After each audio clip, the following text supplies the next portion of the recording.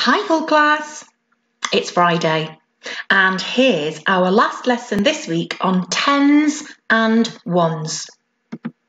A quick recap before we have some learning today. How many counters are there in this 10 frame? Look carefully. One's missing. Well done, there's not 10, it's the number before 10 because 1 is missing. It's number 9, isn't it? Draw the number 10. So if you had a tens frame and you were drawing or showing the number 10 on the frame, how many would you fill in? You'd fill in all of them, wouldn't you? Well done. And this next one, we're starting from 8 and we can see 9, 10, 11. What's missing? What comes after 11? 12 and 13. Well done. Remember when we write those numbers, we draw the 10, and that's the number 1 at the beginning of those numbers. We draw the 1 first and then the next number, the ones. So 12 is a 10 and 2 ones, and 13 is a 10 and 3 ones. Let's learn. Oh, there's Tiny. He's going to be around in today's lesson. And I can see 5. Can you? 5 on one hand. 5. Oh, and now I can see another hand. 5, 10. When we have 2 hands, we have 10, don't we? 5 and 5 is 10. There is 1 10. And no ones. So there's a 10 and no extra ones. 10.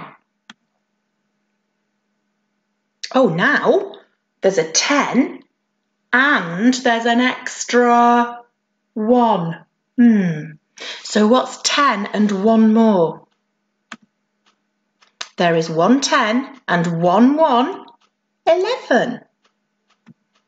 Oh, now there's a 10 and there's 2 more. 10 and a 2. There is 1 10 and 2 ones, number 12. 1, 2, 3, 4, 5, 6, 7, 8, 9, 10. A 10. There is 1 10. How many ones? 1, 2, 3. So there is 1 10. This tens frame at the top is full of children, but on this tens frame there's only 3 ones. So there is 1 10 and 3 ones. How many is that altogether? Did you say 13? If you did, well done, you're right. How many are they showing? So that little girl has got some Numicon. What's she showing? I can see she's got a 10, hasn't she? And 3 ones. A 10 and 3 ones. And this boy's got, I have to count them carefully, 1, 2, 3, 4, 5, 6 ones. Has he got a 10? Oh, he has got a 10. So he's got a 10 and 6 ones. Well done. I heard somebody say that the boy must have 16 and the girl's got a 10 and 3. That would be 13, wouldn't it? Okay, Tiny says he has made the number 20. Now we know sometimes Tiny makes mistakes. He's still learning, just like all of you. Let's think, has he made 20? We know from yesterday's lesson that 20 is a 10 and another 10. But look what he's done. He's only put 1 counter in the tens frame here and 1 counter in this tens frame. I'm sorry, Tiny, but I think you've shown us 2 ones. Does that look better to you, whole class? It does to me. Tiny, can you see now that your tens frame is full? This means 10 and another 10. Now you've got 2 10s. Here's your job, Hull class, today. You can see some numbers and it says, can you draw tens and ones to show these numbers? And this one over here has been done for you. Can you see? This big blue stick here is a tower of 10. Okay, so if you need a tower of 10, draw a big tall tower. And then for the ones, the little ones, look, there's two little ones with that 10. Just draw a little square, a small square next to the 10. And that shows me that you know that this is 10, 11, 12.